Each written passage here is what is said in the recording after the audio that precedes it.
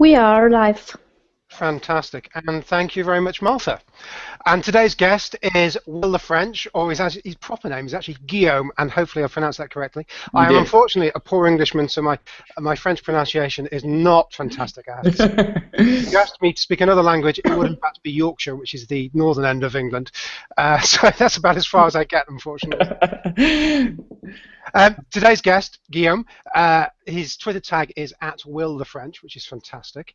And you come from the VSnap side of things, and that's obviously currently undergoing transition, I believe they call it. So Yep. you're here to talk to us today about video. So today is about how we can really incorporate video and why we should use video within a sales process, and how salespeople can leverage that effectively. That's right. And I just want to say thank you to both of you for having me on the chat. I've been a huge fan and follower of this chat and Social Business Hour now. And just really, I think you guys are doing something that no one else really is doing on the web when it comes to these Twitter chats. And I'm just really kind of happy to be there. So thank you.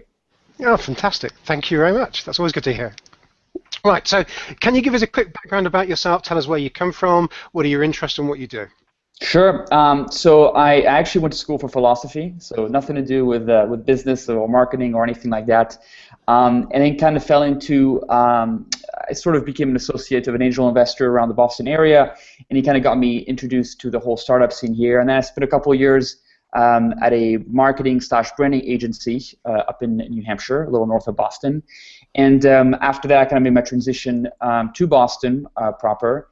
And got a job at VSnap as the head of marketing there, and I've been there for a little over a year, and yeah, that's correct. The company is sort of winding down at the moment and looking at some kind of acquisition possibilities, and that's sort of my background. But I'm a huge digital marketer through and through, with sort of a passion about video.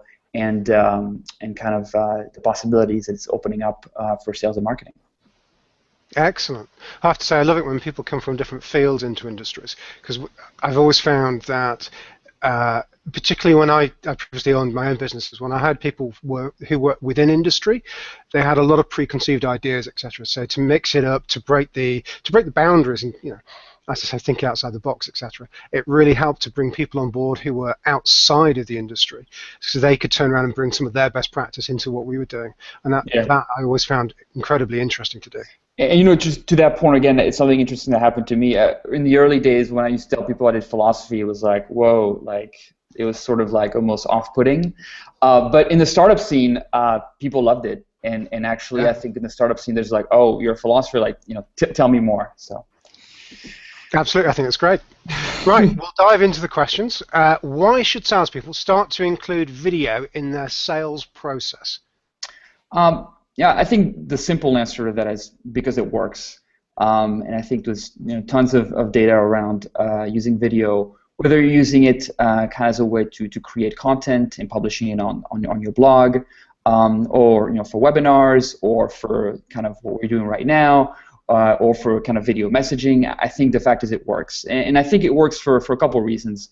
One, it allows you to communicate a message in a uniquely kind of emotional way.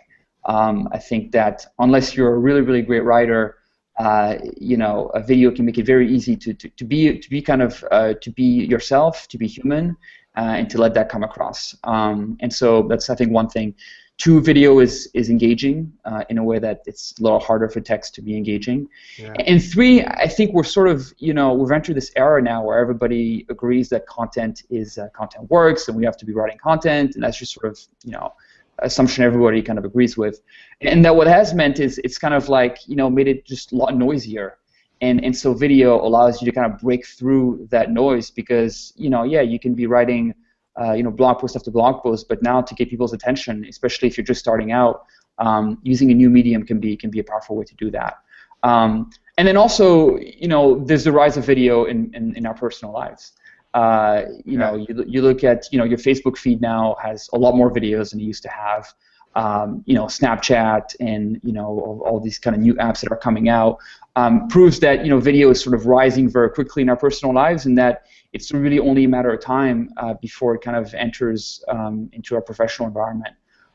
So when that will happen and kind of how it will take shape is sort of a question, but I think it's sort of inevitable. When the Snapchat generation enters the sales world, I think it's going to change inevitably. Yeah, I think you do see that. I think it's a fairly common trend at the moment is we're seeing that the consumer side of things are actually leading the technology revolution effectively. And Right. that then passes on to the business side. Rather than business leading, it is consumer driven, which then becomes the norm and then acceptable within business. Social media being a classic example, this. I mean, if you look at Facebook by itself, lots of people have turned around and still say Facebook is for personal use only, but yet if you take it as a database full of people, yeah, all the directors, all the C-level people, etc., are on there as well, or most of them are. So they perhaps don't necessarily want to engage directly with you, some of them, but there is the ability to do so if you do it well. And it's the same with video, as you say. I think there are standard things, GoToMeeting and other tools like that where you do the video conferencing. Video conferencing, of course, has been around for a long time. Long time. Yep. And I think that you bring up an important point, and I guess this is something that I'd like to kind of communicate to everybody is, there are different kinds of video, and I think when we think of the word video, we have an assumption of what it is. It's often like your classic homepage kind of video, or your kind of marketing kind of heavily produced video. But there's a lot more to it than that. There's synchronous video, as we're sort of doing right now. We're both talking to each other live. And then there's also asynchronous video, which is kind of a video message that you can open up at your own leisure. And so I think that's an important distinction. And there's a really kind of wide variety of video tools out there and applications for it. And some of them are really popular, and some of them are a little bit of unknown, such as video messaging. So I think that's an important kind of distinction, and also the reason it's so important is because different video applications have different uses and are effective in different ways.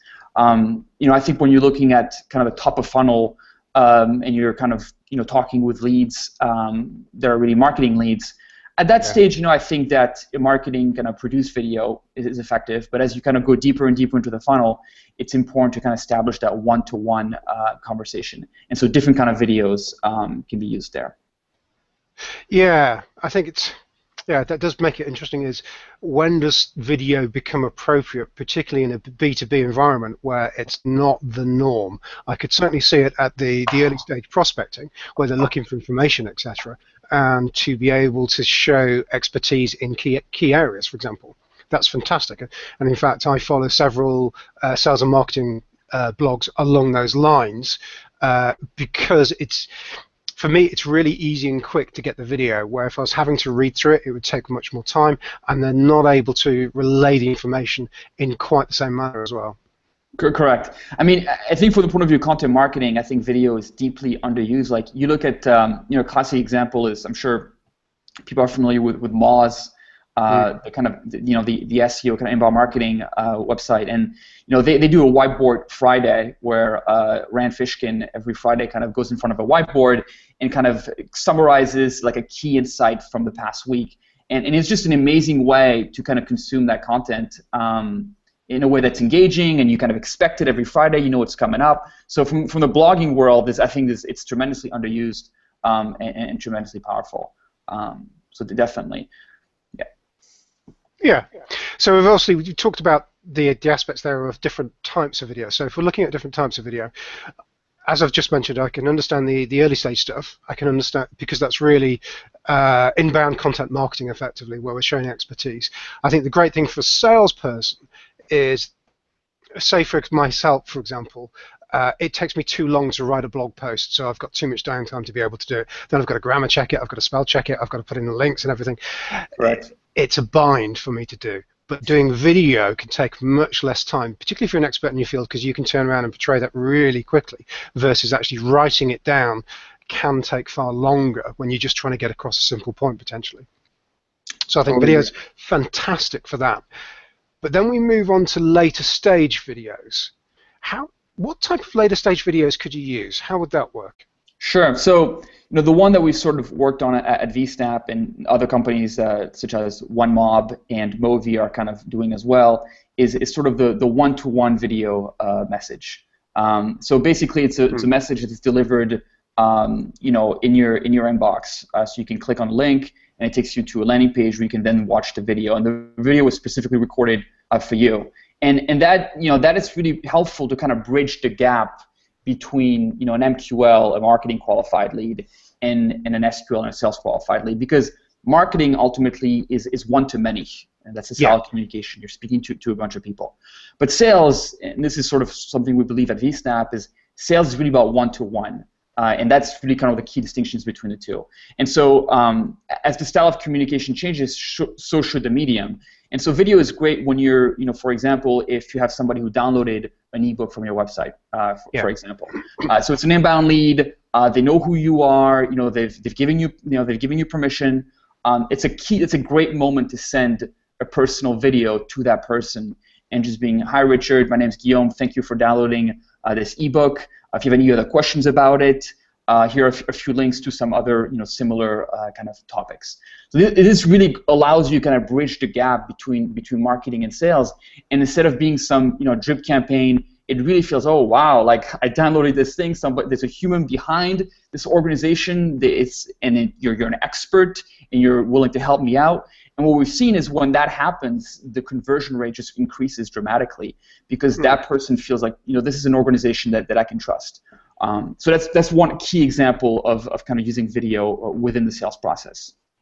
Okay, Mick Adams has just come up with a quick question. He's just wondering, and I don't know if you know the data on this, how many companies actually offer salespeople training on video usage so they can actually turn around and record appropriate videos? So, you know, the background's correct, they've reduced noise, tone of voice, all that sort of thing.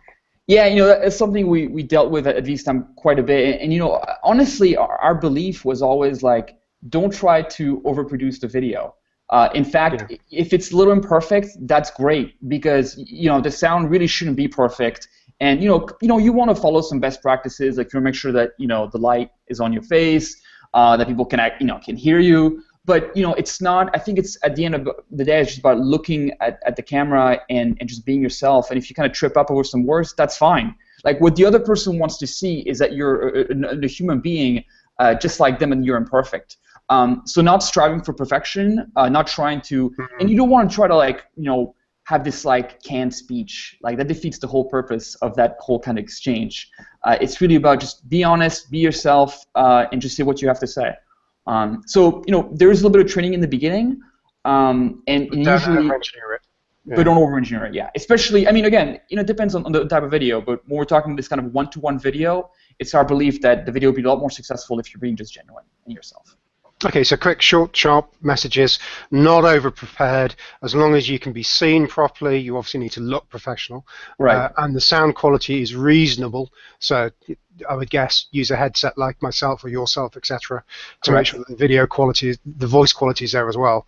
And then it's a question of making sure that it's appropriate to the person that you're sending it to, rather than something which is completely canned. Totally. Absolutely. So the only thing now I would say is obviously we go through in sales a lot of training about the way to phrase things, the right types of questions, etc. And when you're calling somebody, you go through cold calling, or warmish calling, should we call it that? We go through lots of different ways of saying the practice this or that techniques or the approach to that person. Would you do the same with sales videos, or is it just a question of trying not to do too much of that? Yeah, I mean, I think follow the general guidelines that your company kind of established around communication. That's fine. I think it's more about just appearing genuine in the video. I think is the most important thing. Yeah. And try to be as specific as possible about why you're messaging that particular person. So if they're downloading an ebook or they're asking for a demo, whatever it is, refer the specific thing that they've done and try to make it as personal as possible. So if they download an ebook, really take a moment to think, what is the subject matter of this ebook? What are they interested in learning? And position yourself as an expert in that field. Again, you don't want to go, hey, let's get on let me sell this to you right away. Kind of, let me call you and pitch you. Yeah. Yeah, just and some companies do this, and I think that some companies you download an ebook and then you're going to get 15 phone calls, one after the other, email after email, and they've sort of that's their method of just kind of just going at you hard. Here, this is kind of a different approach. It's a softer approach. We believe that you're going for quality, not quantity, you know, and ultimately, I think it'll be more effective. Okay, cool. So let's move on to the second question. How can video impact sales before a potential customer even talks to a sales rep? I think we've gone through some of that with the whole the whole marketing. But let's turn around, state that again, just so that we can get question 2, and see if anybody else has any other ideas as well on the Twitter chat. Yeah, I mean, I think it's about, you know, you gotta setting up context for what kind of call you're going to get on. So when you get that video message that I just described with the ebook, you get a sense of like, okay, what kind of organization is this? What are the people like? Is this somebody that I want to speak to? Because, you know, we all know, like, speaking with a sales rep, you know, most people just don't want to do that. It's just a reality. They think they have better things to do. But if they get a video message like, oh, okay, this seems like you know, the kind of person that I wouldn't mind chatting with for 30 minutes, and then you sort of disarm the whole situation in many ways. You kind of allow for that conversation to happen. So that's really what I think it does. It can really kind of, you know, provide context and be, you know what, yeah, I don't mind talking to that person. So I think it can really make a big difference in that way. Okay, cool. So if we take it from that perspective, there's obviously some areas where you can turn around and give information as an subject matter expert. That's great for that sort of stuff. I can very much see that. What if I turn around and then need to say, and, you know, I'm calling to engage with you as a salesperson, and you've downloaded this ebook, love to speak to you, but I'd also just draw your attention to this other ebook we've got, which is related to it. I thought you might like that one as well. So quick message to let you know about that other ebook to try and get the engagement levels going up.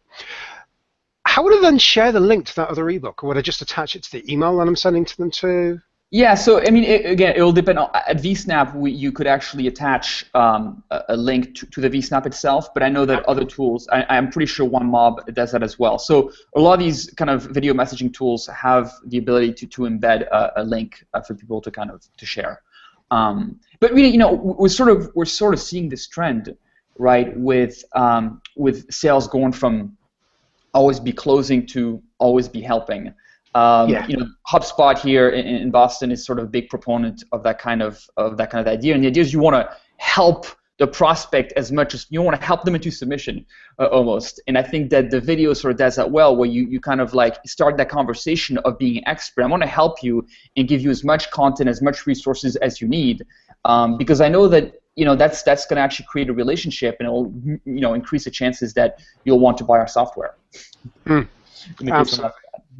Yeah, I think that's the trend now, as you absolutely say, is the move from coffee is for closers to coffee is for helpers now, effectively. Exactly. So, yeah, I think that's quite a good way of looking at it. Okay, on to question 3. Which type of video can be used for driving sales conversations? So what are some effective methods for that?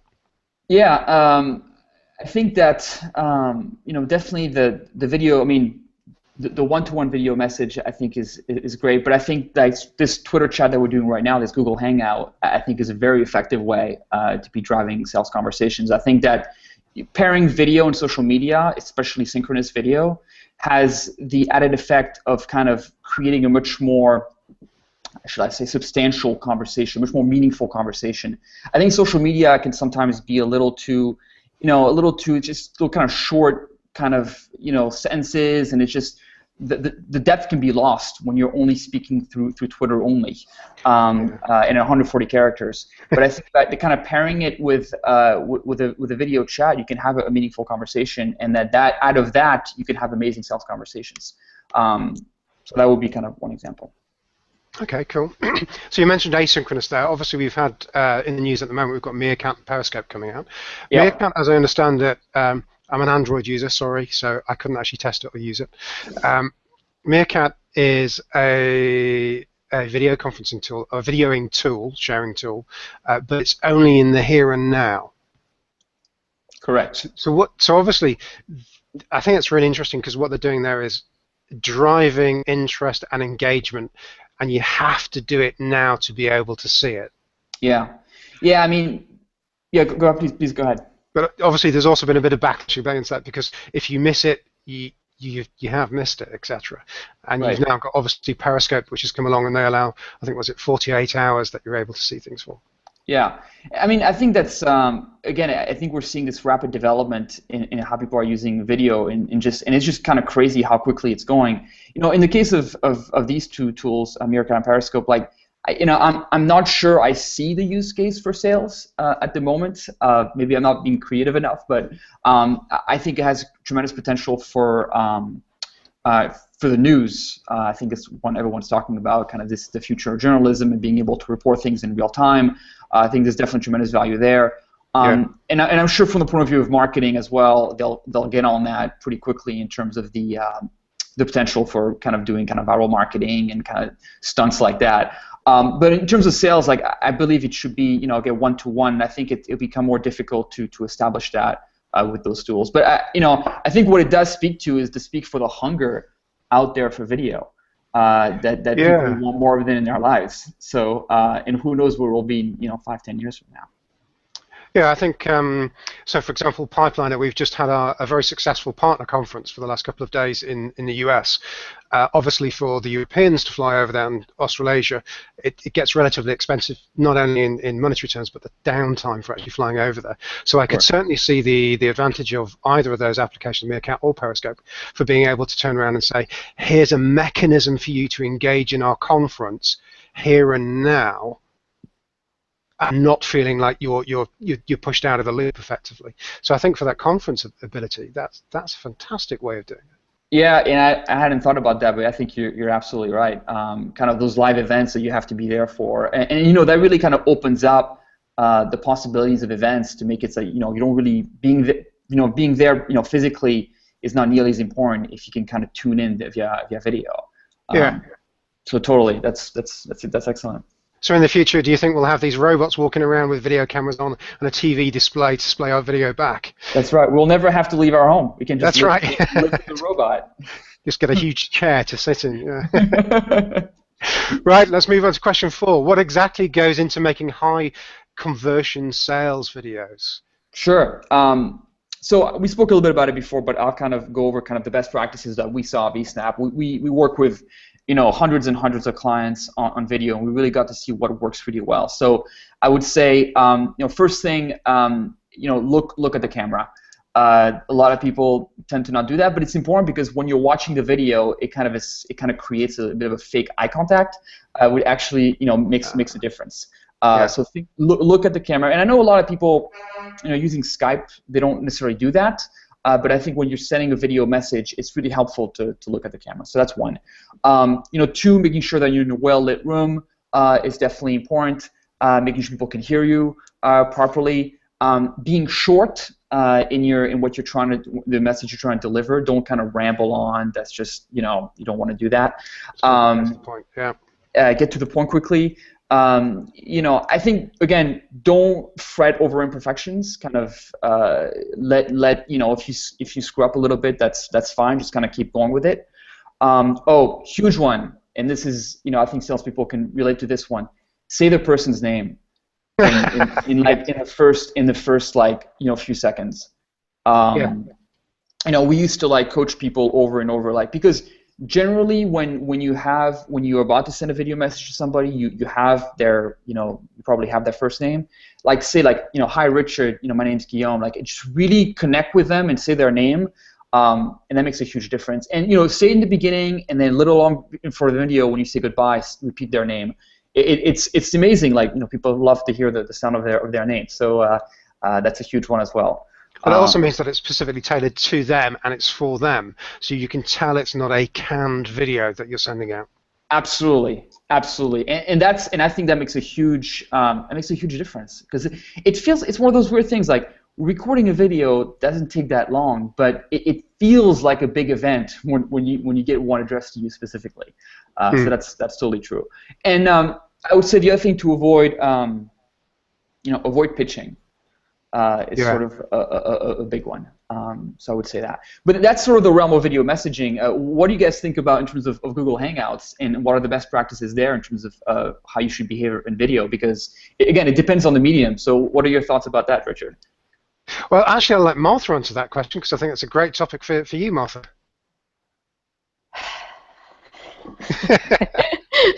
Okay. Yeah. Well, for a Google Plus Hangout, so yeah, it's important that you can also check. Yeah, especially for a chat, that you also can check the Twitter tweets, and also hear what you, for example, what the special guests and also Richard are saying, so that you can jump into the conversation. And yeah, I think it's also important to get the big picture of yeah, what is going on in that moment. And sometimes it's hard, but yeah, I think we are doing a great job. You are. Absolutely. I think there's some basics with any sort of videoing, and yeah, particularly when you're doing a sequence like this. So try to minimize background noise. We occasionally have phones going off and all that sort of stuff, just Yeah. like everybody. So don't panic if it happens, etc. Just continue. But you can do quite a bit to minimize those effects if you can do so. Like anything, it's all about preparation. Do the homework first. So, you're a guest. I've been to your LinkedIn profile, your Twitter. I've looked at what's going on with VSnap. We've prepared several things we can share on the Twitter chat all at the same time. It's all about homework. Yeah, it's all about, you have to be well prepared, otherwise it will not work. Yeah. And I think the other thing is when you start talking about kind of doing like how-to videos or trying to make your own kind of videos that are a bit more produced, there are tons of resources out there to do so with like minimal amount of money. Like at VSnap, and if you check out, Wistia, I don't know if you guys know about Wistia, they're a video hosting platform. They're a company based out of Boston as well. They do this whole series of video DIY kind of production. So they tell you exactly what to go and buy to set up your lighting in the office to basically be able to record your produced video. So we've gone to the point now you don't even need to go through an agency or through a videographer to even make a kind of a produced video for a blog, for example. And so I highly kind of recommend checking their website out and the resources there. We literally just bought some lamps and got some basic microphones, and really you can record in high quality videos with an iPhone nowadays. So being DIY and diversifying your blog content, I think it's totally doable now by really anybody. So I think, and I think a lot of people kind of have a bit of a fear and apprehension, but just do it. Yeah, I think you're right. It's the same with getting people onto social media, same as getting people to pick up the phone and call. A lot of it is fear, uncertainty, and doubt, FUD, as we call it in the sales team. It's overcoming those issues, and really it's a question of if you dive in and you do it, then it makes it so much easier to deal with. And it doesn't have to be perfect. No, it doesn't. And the other thing is, we recorded, we did a series of videos to help onboard our users, and everything was produced in our office. We had none of us had any experience with video, but again, the resources are out there, and you can have that impact if you just really want to make it happen. Absolutely. I think that's fantastic. Cool, let's move on to question 5. Who is the best person to produce videos for sales? Again, depending on the kind of video. So, if you're talking sort of, the high level kind of advertising, trying to reach the masses, probably go through an agency because it's expensive and all of that. As for kind of the blog, kind of if you're trying to create content, I think that anybody can do that for the reasons that we listed. The tools are out there. It's cheap. You have a smartphone. Just go out and do it. When it comes to kind of the one-to-one video messaging, again, it's just about following some basic practices, and you don't really need anybody can do it. And so I think that's really in all those cases, except for when you're dealing with sort of high-level advertising videos, anybody should be able to record a video and distribute it. I think the most problem is that salespeople say, yeah, I have not the time to do that, and I'm really busy. I'm concentrated on reaching revenue, and and therefore. Do you really think that salespeople should invest time into that? I think it depends. I think if you're, if you're a sales rep and part of your job is to kind of respond to inbound leads, I can tell you right now that recording a 60-second video, especially after your first dozen or so, is going to take you a lot less time. It'll be a lot more effective than whatever canned email you're probably sending at the moment. I have this experience, constantly. I'll download something and then I'll get some automated email from a rep who I know. Yeah. Doesn't it's just pure automation. There is no thought put into this. It's clearly just a canned message with it says hi Guillaume at the top, but I know that the Guillaume is just pulled away from some CRM. I know that, and all of us know that, and so I'm amazed by how you're putting this amazing content out there, right? You're doing your hardest to kind of increase inbound traffic.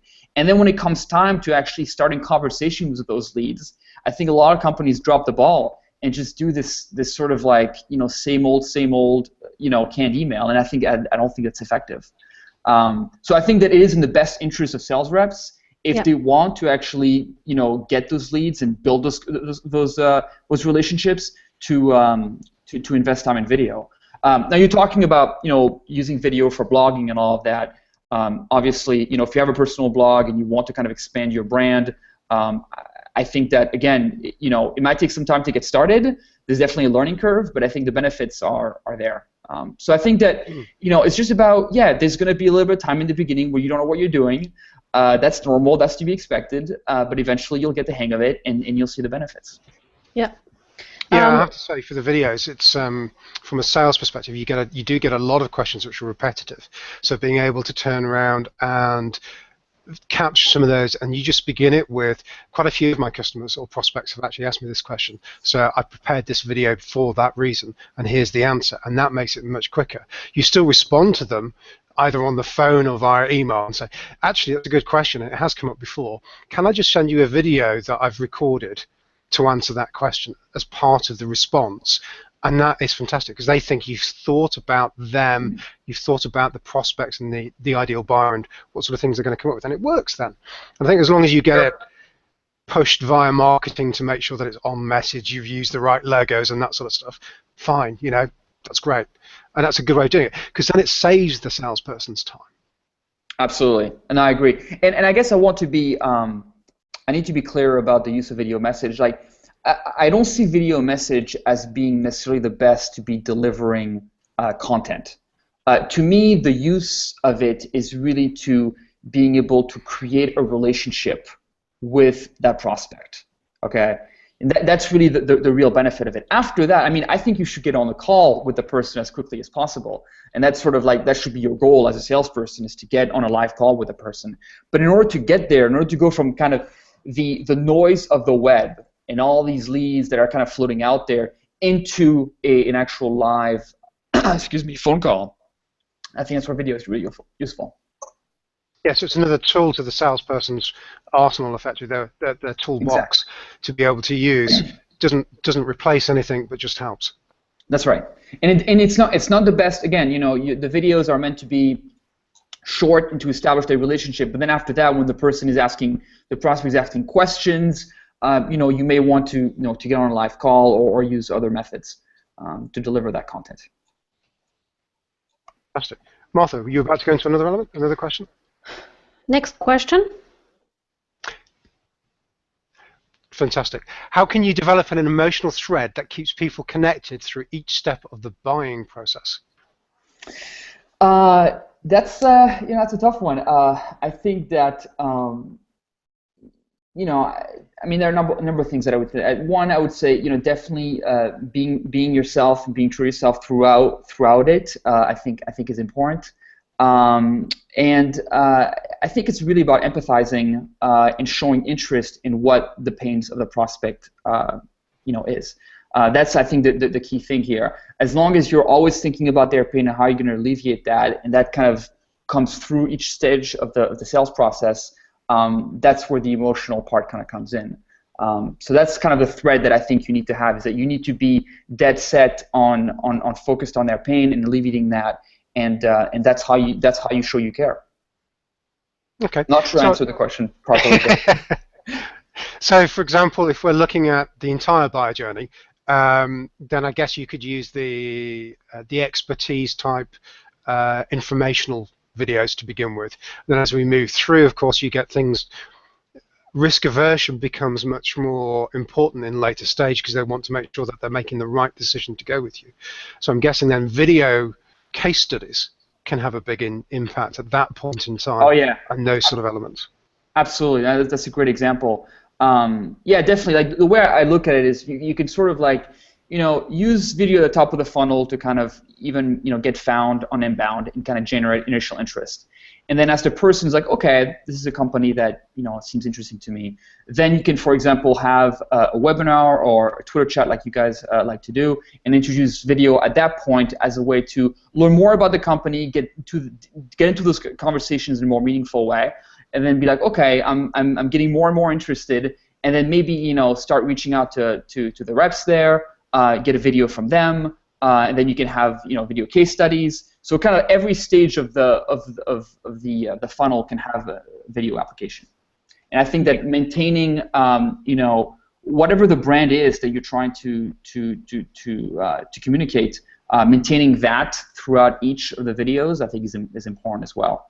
Yeah. Do you have any statistics on the usage of video and the difference it makes to conversion ratios within sales? Sure. I'll tell you guys about kind of the biggest use case we had at VSnap. So we use video as well in, it was for a school called Penn Foster. They're a big school here in the US. It's a online school, so you can take the classes online. And so what you can, they use video, use VSnap or video messaging in their admissions process.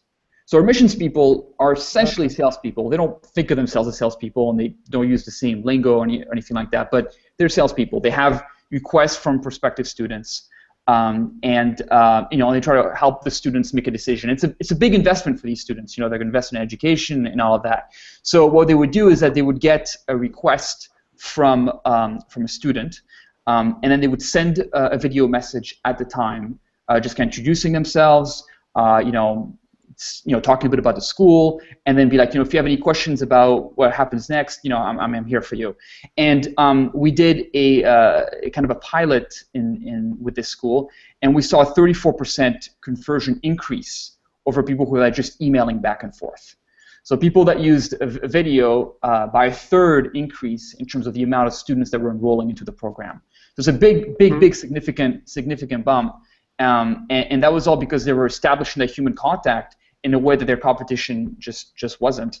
I think it's video messaging is especially useful when you're talking about large investments, like going to school and spending thousands of dollars on education. Like, you really want to make sure that you trust this education, and that you feel good about it. And I think that's why they saw so much success. And I'm happy to share the case study at the end of this if you guys are interested. But it was really fascinating to see that. So that would be one statistic that we saw in our business.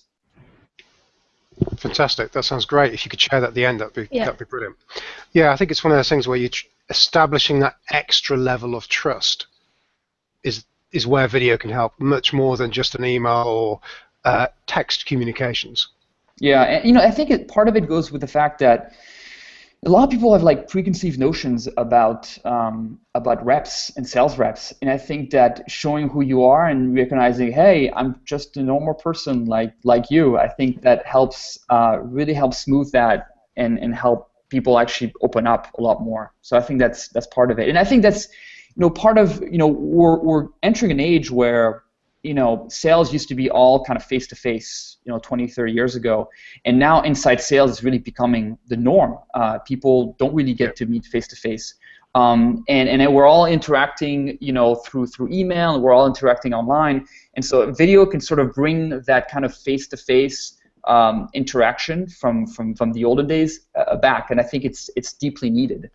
Yeah, I think it does really. I think it's one of the things when you're doing GoToMeetings or whichever video conferencing using Skype or whatever it happens to be, one of the elements you're always taught is make sure you switch on video even if they don't, just to make sure they can see who you are, because if they can see you, they'll relate better to you effectively, which will make the whole communication process much stronger. Agreed. And I also want to, this something that I forgot to mention, you know, there's also a lot of don'ts and things not to do when using video message. I think that one thing that we sort of experimented with at VSnap, and we experimented video in all kinds of ways, but we did experiment as a prospecting tool, and there it really didn't work.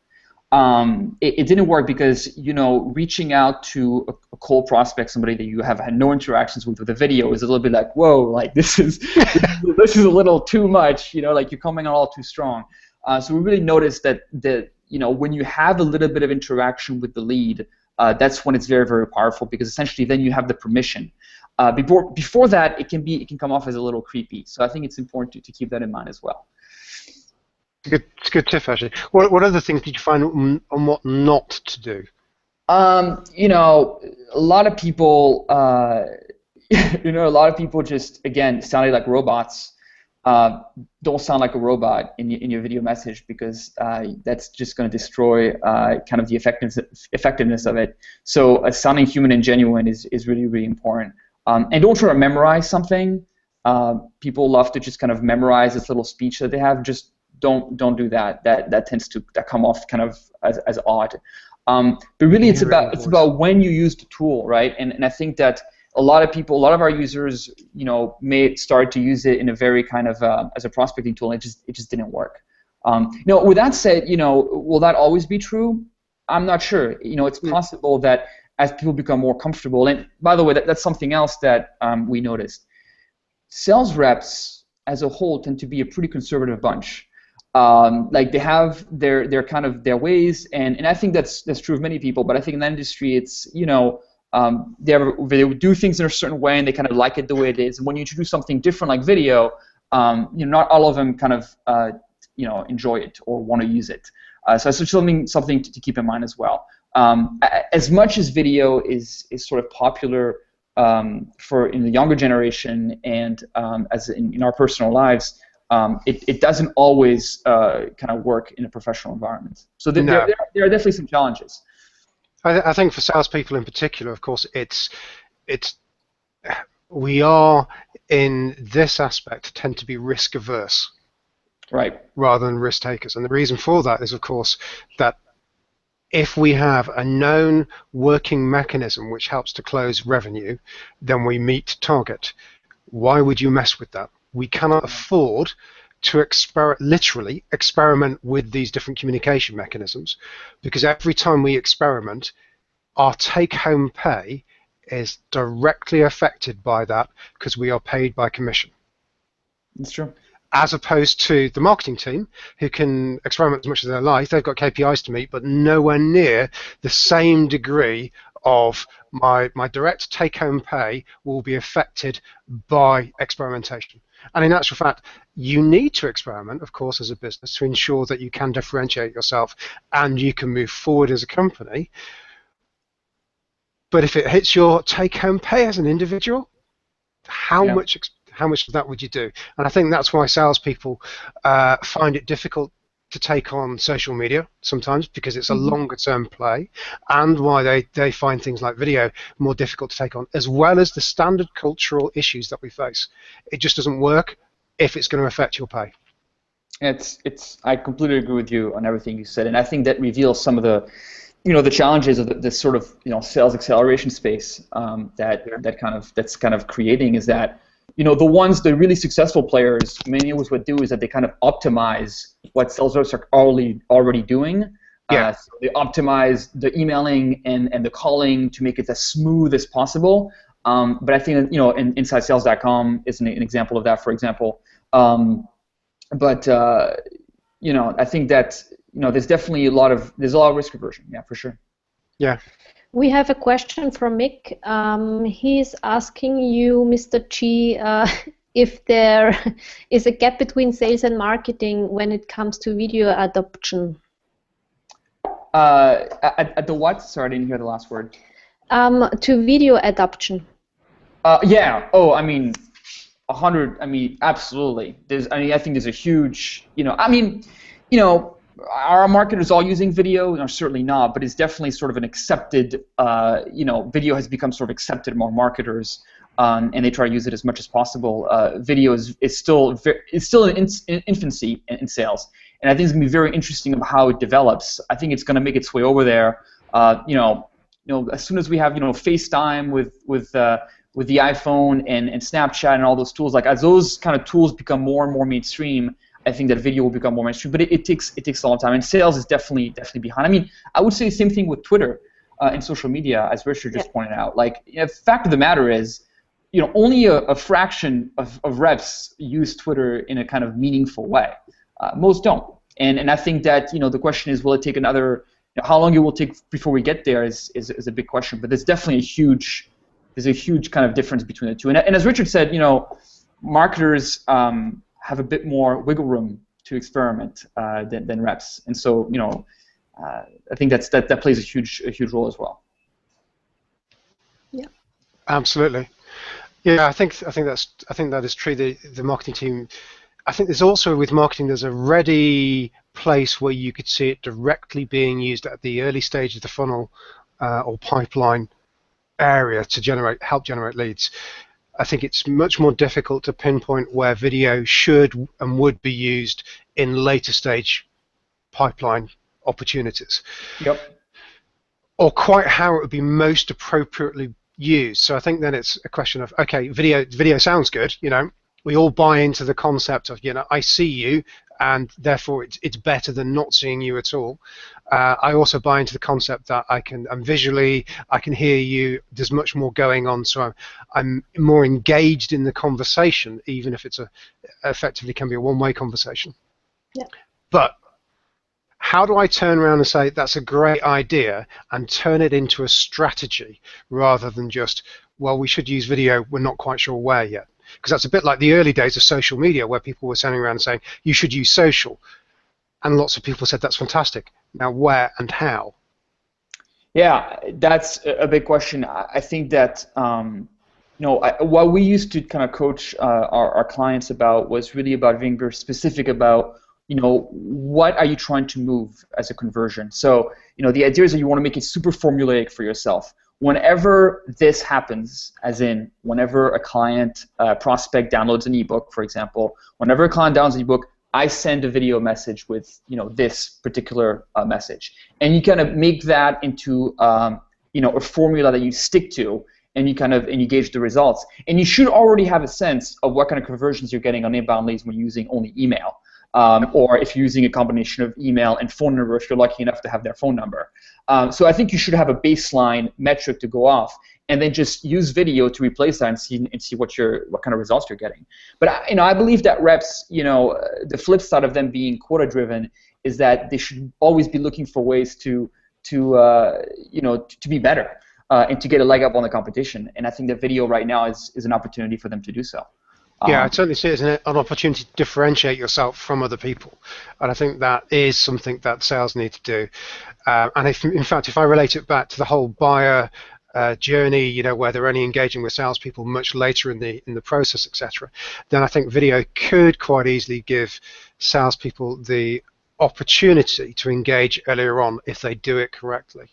And especially if you're thinking about think about this kind of ideal buyer who's kind of shopping around, and they're going and they're kind of looking at like 5 different solutions, right? And 4 out of 5 are going to be just sending emails and greeting them with phone calls, and then one of them is just going to send a video message, introduce themselves, say, hey, my name's Guillaume, and I feel like and looked at it this way, that person, whoever did send the video message, is going to have like all things being equal. Will have a significant advantage over all the other ones, especially in kind of rising above the noise. Because the odd thing about email is that there's just so many of them, and we just kind of get lost in there.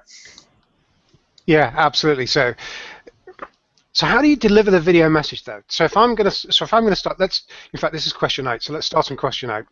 If someone would like to start including video in their sales process, what's the first steps they're going to do? So if I'm looking at including a video, how am I going to send it to that person if it's not embedded within an email, then it's in with everybody else's email? Sure. I mean, different companies do it differently. You can either get a at VSnap we allow people to send it. It was a link that you can just put into an email or on Twitter as well. And that's a strategy that I used a lot as well, is actually to send the video via Twitter, because it's just a link that you click on and then you can kind of see the video. So definitely, email is definitely one of the primary ways to get through it. But Twitter is another way. So again, it depends. Like different companies kind of do it differently. But usually the classic way is to use like a link that you click on and then you kind of watch the video on that page. So if I'm turning around and tweeting, obviously relies on them being socially engaged. Now, in the US, that's good to some extent because they are much more socially engaged. In Europe, we're still playing catch up compared to the US in the social media stakes. So that doesn't always work for ourselves. So is there any other way other than email to be able to get that to a person? The other ways are not as effective, because I think the other ways would be to for them to download some kind of app and the message is delivered through that app. But then what you do is that the other person needs to download the app and be on there already, which is probably unlikely. So email is still sort of the primary way. I think that, but the quality of the message is just much different. Especially since when you get the email, you actually have there's a little image of the person, and you can click on that and then it takes you to the video. So the expectation is different, and the open rate. I mean, as we noticed, the open rates on the VSnap emails were always greater than just on pure text email. So there's that. Good. What about things such as if I'm turning around and using a dynamic website? So there are obviously various marketing automation tools, HubSpot, Marketo, etc., where they can turn around and generate content which is different depending on the person who's coming back to visit, how many times they've visited, what they're looking at, etc. What about video content delivered specifically for that person based upon what they've looked at, etc.? And you could turn around and have the salesperson who's assigned to them effectively as delivering that video. Yeah, I don't know of anybody doing that. I think it sounds like a great opportunity, but I don't know of anyone actually doing that at the moment. Okay, cool. Another thing, though, about it makes me think about the delivery mechanism. Part of what you can do with the video message is when the person clicks on the link and is taken to this other page where they can watch the video, the page itself can be completely customized to even include like a call to action underneath the video. So essentially what you're doing, you're kind of watching the video on Pipeliner's website. So it's like your look and feel. It looks like a page of your website. The video's there. You show up, and underneath it, you can have whatever next step you want the person to take. Whether that's schedule a demo or get on a live call or whatever it may be. You can kind of do that. That was an option on VSnap. I think some of the other companies may be doing that. I'm not sure. Yeah, that'd be quite interesting, because then I can, as you say, if I can then tailor my call to action by person, I can have my contact details there so they can call me easily, email me easily, etc. Then that would definitely, I could see that being great, actually. And Yep. I have to say, I don't think people make enough use of some of the dynamic content abilities of things like HubSpot, Marketo, etc. And even WordPress, to be quite honest, you could do it within that. Yep. To be able to tailor content to individuals, and I could see where the videos would make a great deal of use of that. Yep. Fantastic. Let's move on to question 9. Actually, question 9. What are your predictions for the future of video in combination with sales? I'm just a firm believer we're going to see a whole lot more of it, and what shape it's going to take place. And I think there's going to be also a change in how people's assumptions about what video is, because I think you tell people video, they think one too many. They think of like kind of a broadcast video, which is, they think of YouTube and all of that, which is great. But I think that we're going to start seeing a big switch in kind of, diversifying the uses of video and changing people's perception of video. And I think that these kind of explosion of video applications with Snapchat, America, and all of that is a reflection of what's going to be happening kind of next. So people are going to kind of be much more nuanced about video. Where it fits in, how to use it. I mean, I think the sky's the limit, but I think it's still very much in its infancy at the moment. and it's unclear, when it will take off, but I think it's inevitable.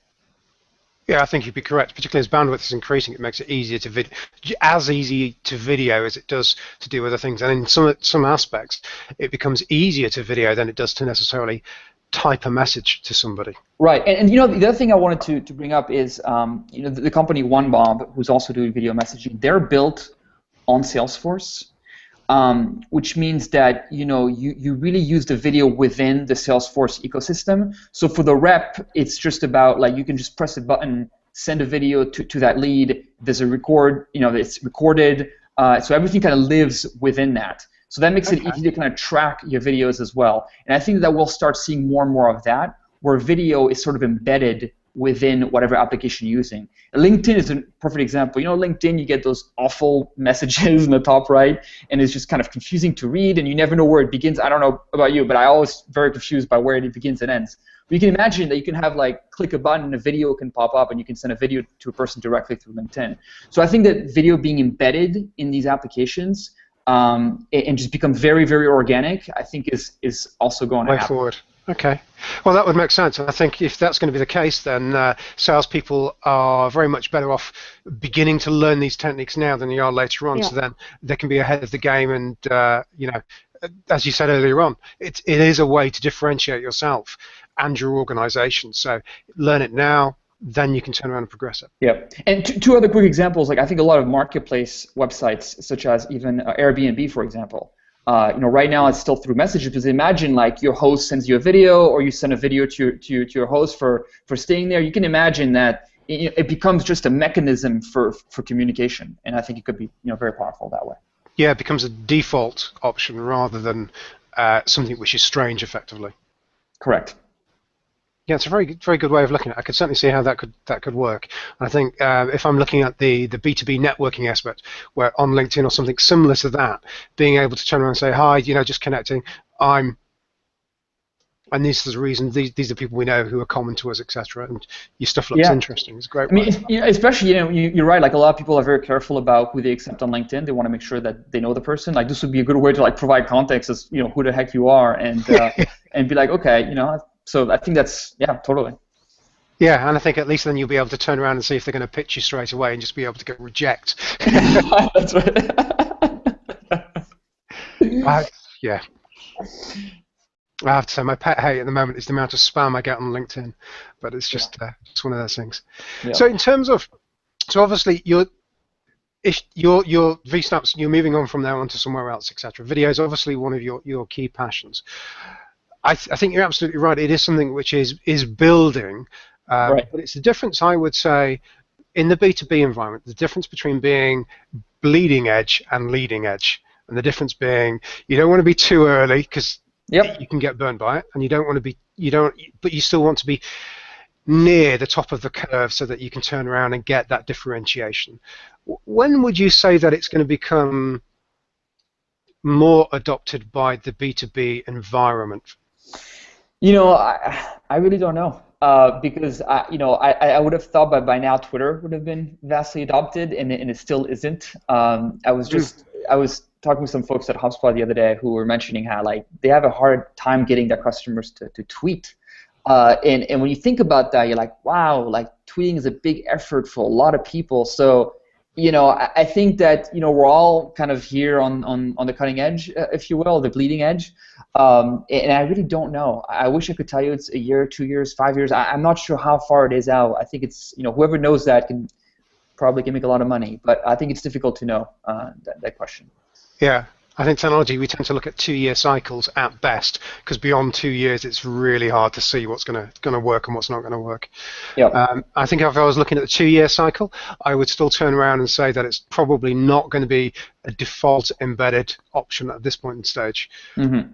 But you never know. You never know. Absolutely. Well, thank you very much for your time. That has been a fantastic. I have to say, I do think video is a thing that we do need to keep an eye on. I think it's something where it would pay to turn around and start investing some time as an individual to teach yourself. And I also like the idea of doing video blogs rather than text blogs, because it's much easier for non-professionals to be able to create those. Still got to take care, still got to turn around and set the scene correctly, etc. But it does does work, I think. For sure. Well, thank you for your time, Guillaume. That was fantastic, and I'd like to say that we've had quite an active Twitter discussion, so that's fantastic. Awesome. Well, thank you for having me, and look forward to all those future episodes. That sounds great. Thank you. Thank you. Bye. Cheers. Bye.